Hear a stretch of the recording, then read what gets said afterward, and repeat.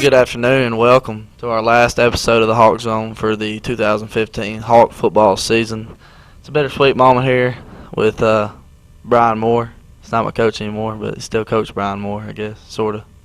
But, Coach, this season's over. What's your feeling on that?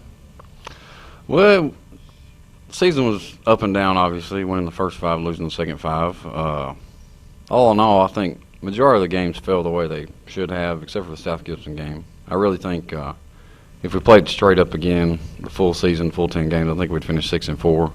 But that one's the only one that really stings because we should have won that one. And there's also them people that could say that we should have been 4-6 because O'Brien and JCM kind of gave it to us in a way. So obviously I'm going to look at the other side of that. I think we should end up 6-4 and got South Gibson with the other 4. Those weren't really we weren't in the game long enough to matter. South Gibson game is one that us seniors will never forget, but going out at Liberty the other night with a tough loss was definitely hard. Playing a team like that to end your season kind of, I don't know, but I don't know, makes you look worse than you really are because you start out 5-0 and then finish 5-5, losing the last 5 on the back stretch. It does, especially because you're going to get the symbolism out almost like we were dying the last month because we played Westview and then Milan and then Liberty to finish it out, and you kind of feel like, you know, there at the end it's like, what has happened, what has transpired over the past 10 weeks to make this team seem so insignificant, in the fact that we were getting drilled in the first half there. But you got to remember that we made it all the way to, I think, 10, maybe 9.5 minutes ago in the second quarter, and it was still just 6-0. So we were definitely in the ball game for quite a bit longer than we were in the Milan game, and we just kind of fell apart there in the middle of the second quarter. After this short commercial break, we'll get to the highlights from the Liberty game Friday night. My name is Justice Faust. I'm a freshman here at Jackson State, and my major is mass communications. The community college really focuses on academics, and that's what I needed. We have the Academic Assistance Center, we have the library, we have the Student Union building. All of the teachers are helpful. It seems like here at this community college, everybody really cares about getting you to where you need to go. Jackson State. Stay close. Go far. Welcome back to the Hawk Zone, the last episode again of the Hawk Zone. We're going to now get straight to the highlights from the first half of the Liberty game. First play, you're starting off. Coach McNeil thinks we need to go with something tricky, and it was 13 yards. It does. Receiver just wasn't open enough to throw the ball, but obviously with their speed, you want to try to reverse or something early just to see if they're going to compensate for it. But the main thing here, we wanted to slow their pursuit down on the next few plays by giving by running a reverse. Midfield already, and Kay takes a snap here, toss back to pass, and throws into coverage.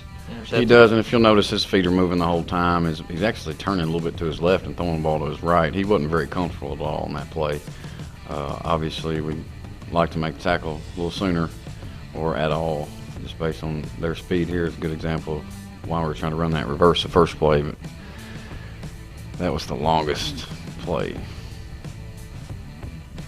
Same play here, just you talk about. You watch Cade's comfort level. He's not very comfortable at all. I know it's early in the game and all, but he's drifting away and throwing the ball across his body away from him. Really hard ball to throw there. And, you know, a minute and a half in the game, you lose your starting guard. Jalen Sharp goes down with concussion right there on that play. He does. He got held up a little bit by one guy. Another guy T-boned him. And, of course, obviously he didn't play anymore the rest of the night. But we were able to move some people around and slide in position to really didn't miss a whole lot there. They do try to get the 2-point conversion. We stopped that right off the bat. Yeah, they were really anticipating us going for 2 the first time like we've done nearly every game this year. So they were going to try to account for that, and it didn't work. Back on offense here and run the ball with Tyreek and get stopped in the backfield. Those inside backers are something else. They were. They stunted a whole lot, and defensive line was good enough to where they demanded a few double teams, so obviously we didn't have everybody account for all those backers that were stunting. Cade back in the shotgun here. We are on the other side of the 50. That's a plus from last year against the same team, but Cade rolling out to the right. Pass to CJ on 4th and short, and then we don't get it. Yeah, and again, if you look at the end zone shot, or here we go. It looks like he should have had the possibility of holding the ball a little bit longer, but he went ahead and dumped it to CJ. This is about, what, 4th and 5 or so? And I want to say it was 10 or 12. oh, was it more than that? Yeah, but that defensive line wasn't close enough to him. He could have held the ball a little longer and tried to find a receiver open downfield. Here's this guy right here. We actually didn't do a bad job of containing him Friday. Just a couple times he had a few runs outside. Didn't do bad at all. He had a better zip on the ball live than he did on tape. He didn't look like he was a very good passer, quality passer on tape, but he actually throws the ball quite well. Back on offense after a stop. We made him punt a couple times, before getting the ball back. Yeah, we did, and they had a heck of a punter back there. One of the deepest punters I've ever seen at high school level. I've never seen anybody at 16 yards. I punted in college, and I punted at 14 yards. So he had a lot of room back there and a pretty good snapper here.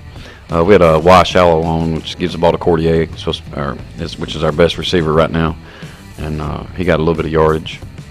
Couldn't get this guy's hands down all night. He made an interception later on as well.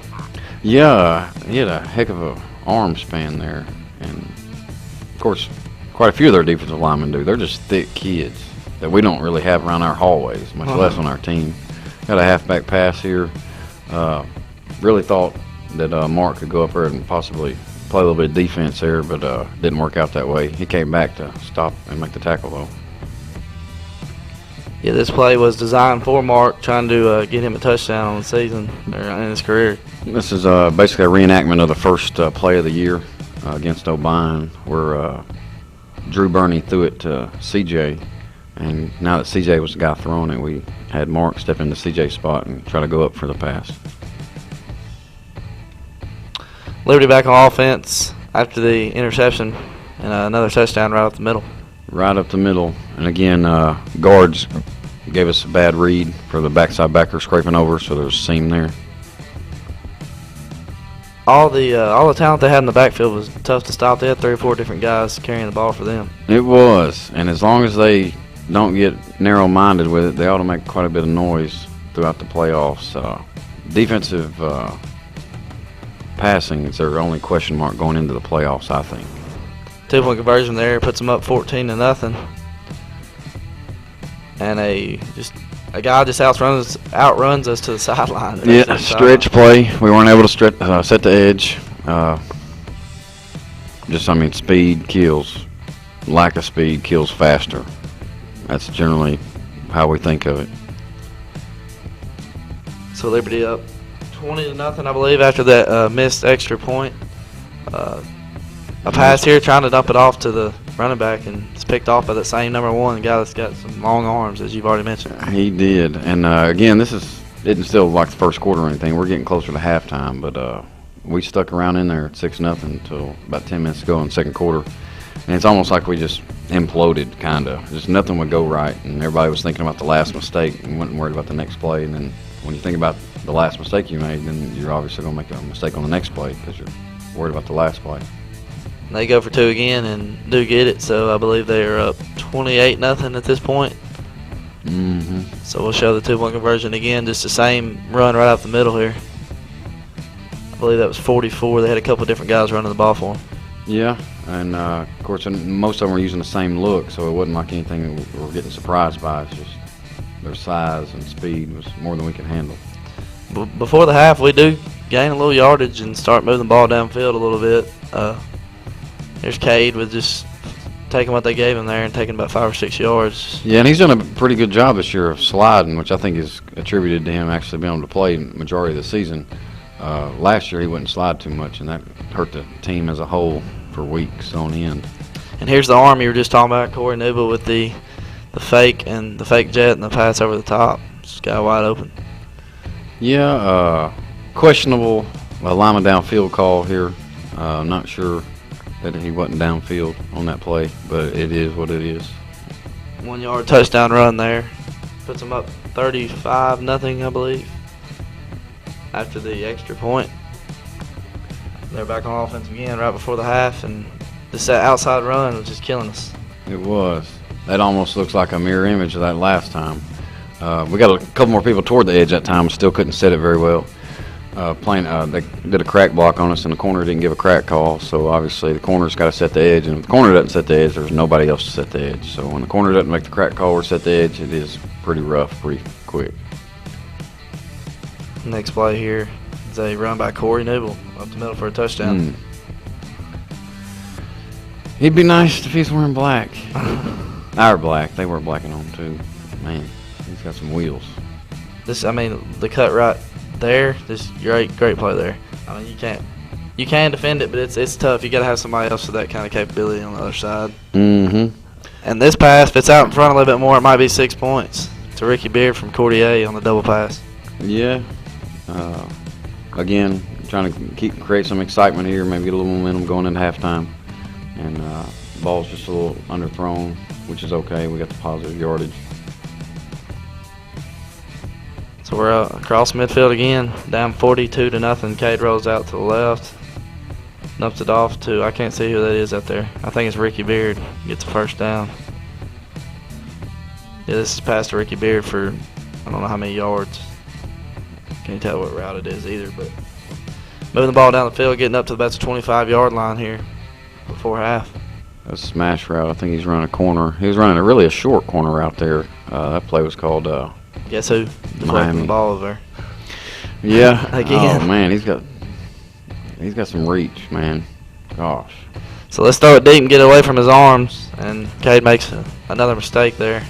Throws into coverage. Yeah, 2 years ago, we're playing McNary at home, and we couldn't. Hayden Phillips picked off a interception in the end zone. They blew it dead. I was under the impression that they were going to blow that dead when he caught it, just to save some people from getting concussions like Sharp did earlier. I was a little upset here because I got this block in the back, right in the center of the screen, right there. No doubt about it. I get called for that at McNary, and I don't get the call at Liberty. That's a little clloser. That's a little closer than yours. We can run that back and see, but I don't believe it was. They can't zoom in over there though. Well, you're down 42-0. These seniors got 24 minutes. It's like you said. Oh, here's the play. They're gonna show it again. Here I am, middle of the screen. Well, you got to fast A little further, forward. about 3 seconds. 1,000 to 1,000. Keep going. Right to there. Keep going.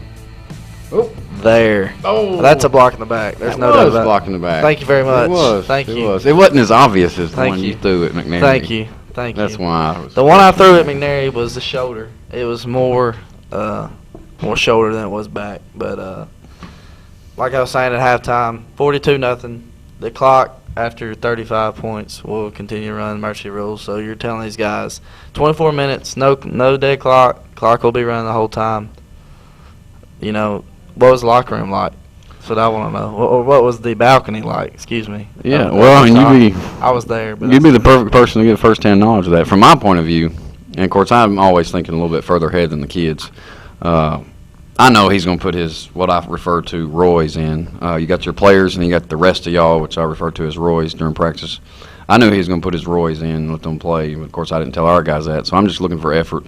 And as far as we're concerned as coaches, we're looking toward next year now because we know this game is in hand. There's not much chance that we're actually going to be able to come back. I mean, I'm not going to tell them that we're not coming back. But I'm just going to tell them that it's really unlikely, just like I'm telling everybody now.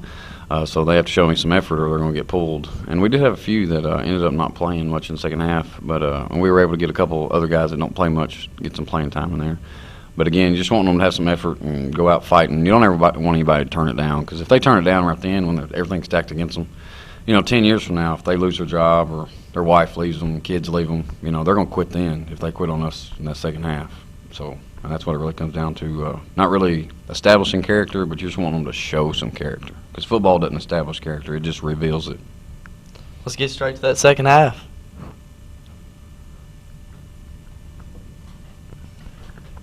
$42-0 game. Of course, they got the Roys in, like you said. I like that word. I'm gonna start using it. But they always take it for about 25 yards. They do, and of course, these are them younger, scrappy kids that don't get to play a lot, so they're excited. It's a Friday night. It's senior night, and they're actually getting to play, so they're going to come out hard. Run the ball well here. Cody Mayo over the head. Yeah. Snap over the head. Different quarterback, of course, shorter, so different. And of course, it's not that they're just wanting to get them some playing time. They're all actually wanting to look forward to the playoffs. They're not wanting to get anybody hurt because It'd be real dumb if Corey got hurt with them being up 42-0 and him not be able to play in the playoffs and they lose first round. That'd be really unfortunate for them. So it's a smart move by Coach Turner. Just another quarterback keeper right up the middle for 20 or 30 more. Maybe a little bit more than that, down to about, 5-yard line there.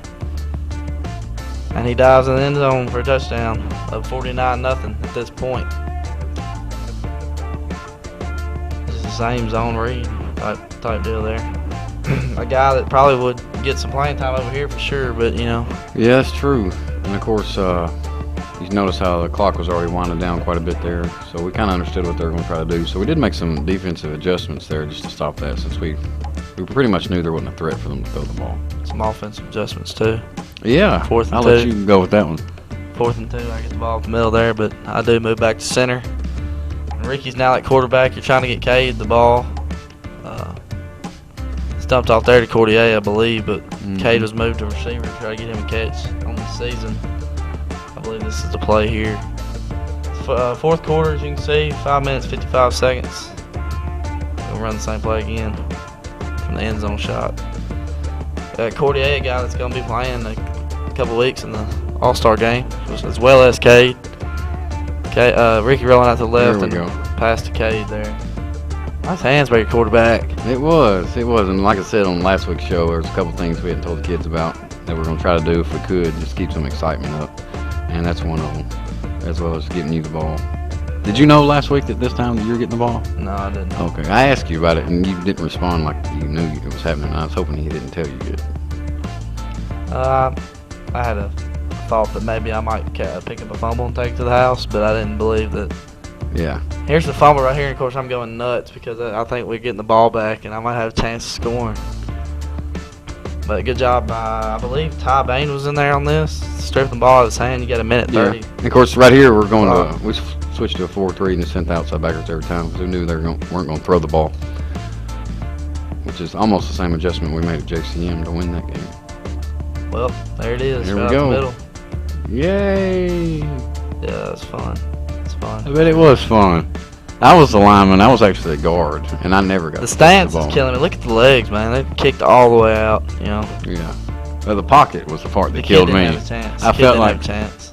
He didn't. He didn't have a chance to keep me from going across the goal line because Coach McNeil gave me the chance and told me if I didn't get in there that we were going to take me out, and I didn't want that to happen. So that was a good experience. 49-6 game, of course, not happy about that. Last high school football game, but getting the score touchdown was definitely something that I won't forget. So after this short commercial break, we'll hit up the final stats of the season for your Southside Hawks.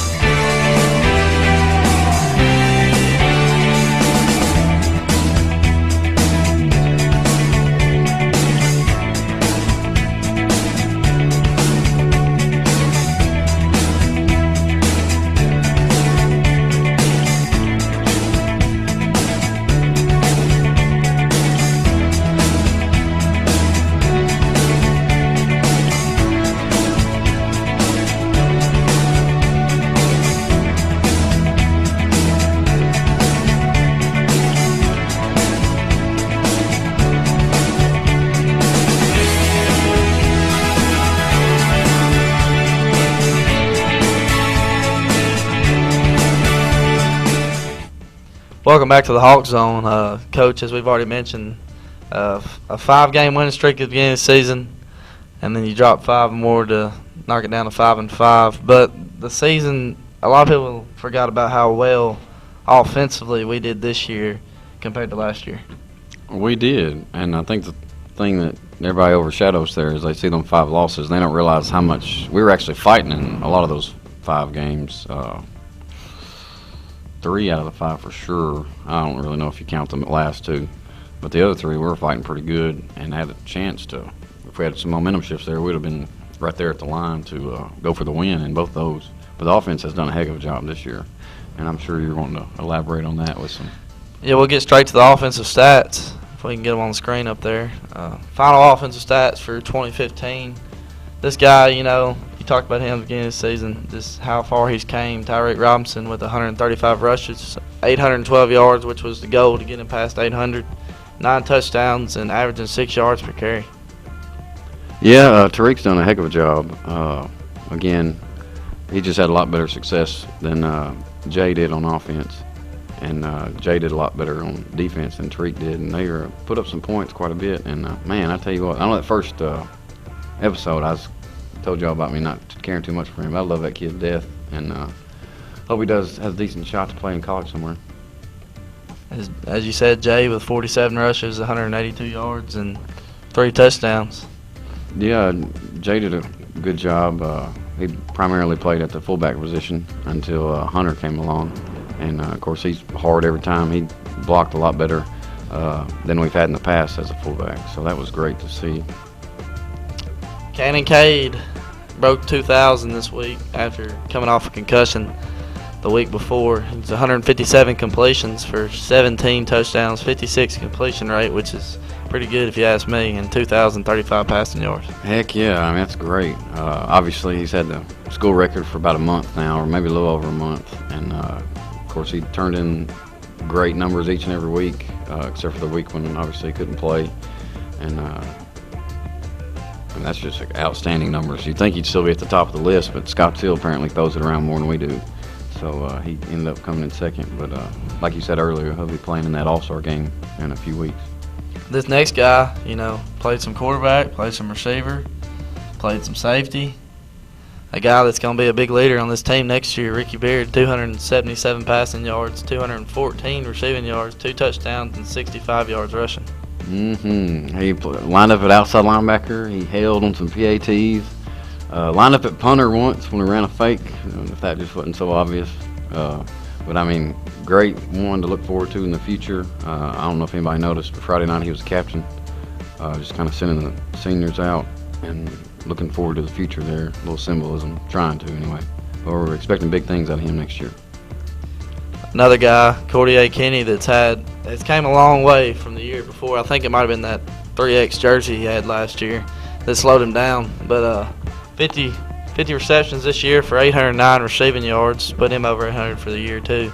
7 touchdowns and 27 rushing yards. A guy that's had a great year on the offense side of the ball. He has done a great job. He was double teamed quite a bit second half of the year. If Drew Burney hadn't got hurt, it's kind of interesting to see what each one of them numbers they would put up, because when you have to double team 2 guys, you're going to be able to run the ball a whole lot. So I doubt they'd double team both of them.